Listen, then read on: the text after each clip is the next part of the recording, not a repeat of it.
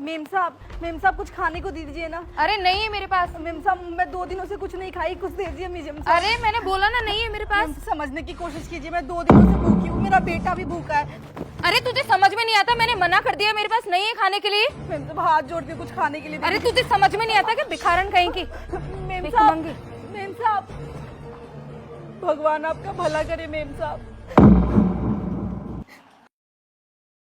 यार ये सॉन्ग अच्छा है रील के लिए, ये बना सकते हैं अपन। एक काम करते हैं अपन ना, उसको भी बुला लेंगे, फिर साथ में बनाएंगे। मेम साहब कुछ खाने के लिए दे दीजिए, मैं और मेरा बेटा ना कई दिन से भूखे हैं, कुछ खाने के लिए दे दीजिए मेम साहब, प्लीज मेम साहब कुछ खाने के लिए दे दीजिए। ओए भिखारन, तेरी हिम्मत कैसे मेरे को हाथ टच करने की? मेम साहब मैं आपके आगे हाथ जोड़ती हूँ। तू पागल है क्या? तूने हमें हाथ कैसे लगाया?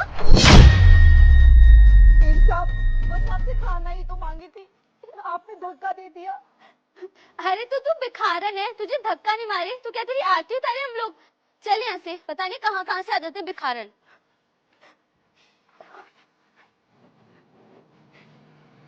भगवान आपका भी भला करे।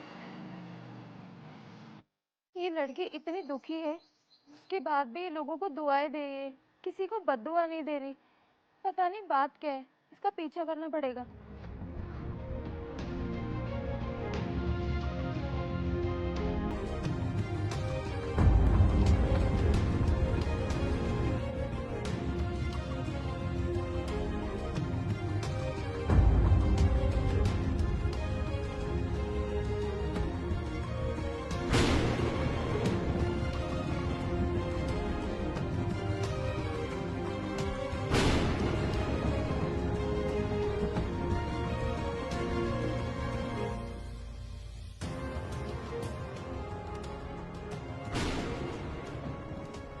अरे मम्मी आ गई आप? हाँ बेटा। अरे मम्मी आप इतने उदास क्यों, और आपकी चोट कैसे लग गई? कुछ नहीं बेटा, वो रास्ते में ना एक मेम साहब जा रही थी, मैंने उनसे ना खाना मांगा तो उन्होंने मुझे धक्का दे दिया, तो थोड़ी सी लगी है बस मुझे, तू परेशान मत हो, मैं ठीक हूँ। और मैं जानती हूँ तू भूखा है, लेकिन मैं तुझे भूखा नहीं रहने दूंगी, मैं ना जल्दी से कहीं से खाना लेके आती हूँ। हे भगवान, जिसने मेरी माँ को गिराया ना उसका कभी भला मत करना।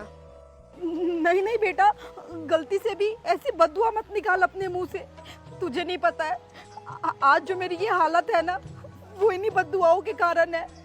मैं भी जब कॉलेज में थी ना, और जब मैं कॉलेज से बाहर अपने घर जाया करती थी या कहीं घूमने जाया करती थी, तो रास्ते में जब भिखारी मेरे से पैसे या खाना मांगने के लिए आते थे तो मैं उन्हें ऐसे ही धक्का दे दिया करती थी, कुछ भी अनाप शनाप बोलती थी।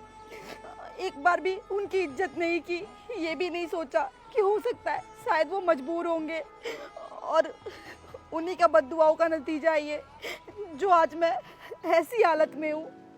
इसलिए बेटा कभी किसी को बद्दुआ मत देना, जितना हो सके ना सबको दुआ देना कि भगवान सबका भला करना। और हाँ बेटा, तुझे शायद नहीं पता है लेकिन आज मैं तुझे समझा रही हूँ, ये बात हमेशा याद रखना कि दुआ से पहले ना बद्दुआ लगती है, इसलिए कभी भी किसी इंसान को ना भूल के भी बद्दुआ मत देना। कहते हैं ना कर्मा एक दिन जरूर लौट के आता है, और सब कुछ इंसान को यही भुगत के जाना पड़ता है। मैंने जो उन गरीब को रुलाया है, तरपाया है, इसी सब का फल है ये।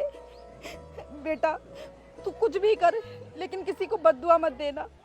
आप सही कह रही हो माँ, मैं आपकी बात हमेशा याद रखूंगा। ठीक है बेटा।